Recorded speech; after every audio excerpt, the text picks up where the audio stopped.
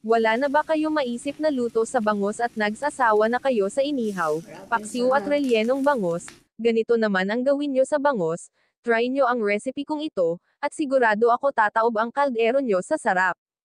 Pwedeng-pwede din ito panghanda sa mga special occasion. Simulan natin sa paggawa ng toppings. Sa isang bowl pagsamahin ang bawang, sibuyas at red bell pepper. Sunod lagyan ng grated cheese. Eden cheese ang ginamit ko dito. Sunod lagyan ng mayonnaise. Ladies' Choice Real Mayonnaise ang ginamit ko. E-mix lang ng mag-well combined ang mga sangkap. Sunod timplahan ng asin at black pepper. Black pepper ang ginamit ko kasi gusto ko may kunting sipa ng anghang. Pag na-mix na set aside muna. At dadako tayo sa pag-season ng bangus. Gagamit ako dito ng baking tray, lalagyan ko ito ng aluminum foil para di dumikit ang bangus sa tray at para madali tanggalin pag ito ay maluto na. Sunod ilagay ang bangus, dapat boneless na bangus ang gagamitin natin dito. Pairan ng butter or margarine ang bangus, makakatulong ito para ma-enhance ang lasa ng baked bangus at para di mag-dry ang bangus pag ito ay maluto na, at para juicy pa din ang bangus pag naluto na. Pag may brush kayo mas maganda gumamit ng brush, sunod timplahan ng asin at black pepper, i-massage ang paglagay ng asin at black pepper para manuot sa bangus ang black pepper at asin. Sunod lagyan ng calamansi juice, makakadagdag lasa ito sa baked bangus at makakatanggal lansa.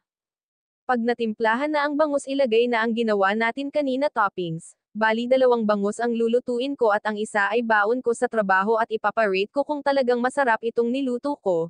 Shout out sa Team SMSM, comment down kung masarap nga ba. Sunod, lagyan ng grated mozzarella cheese, isa ito na magpapasarap sa ating baked bangus, na pag na-melt na nakakatakam na. Sunod lagyan ng grated quick melt cheese, ito nga ang sekreto para mas lalong mapasarap ang baked bangus ang pagsamahin ilagay ang mozzarella cheese at quick melt cheese.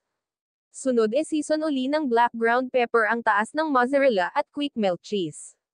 Pag nalagay na lahat ng mga panpalasa sunod ilagay sa oven at i-bake ng mga 30 minutes sa 120 degrees Celsius. After 15 minutes pag-check ko ay ito na ang baked bangus unti-unti na nagmelt ang cheese. Bango pa lang nakakagutom na. After 30 minutes ay ito naluto na ang ating napakabango at napakasarap na baked bangus. Pag wala naman kayo oven pwede kayo gumamit ng kawali, bali tatakpan nyo lang hanggang maluto ang bangus at magmelt ang cheese. Sigurado ako tataob ang kaldero nyo sa sobrang sarap neto. Napakadali lang gawin at di mahirap hanapin ang bangus dahil lahat ng palengke may makikita ka bangus. At ito na nga ang ating baked bangus. Grabe, napakasarap, napaka-cheesy, at nag-complement ang lasa ng nilagyan natin ng butter at calamansi. Try nyo ang recipe kong ito, pwede nyo ito ipanghanda sa mga special occasion.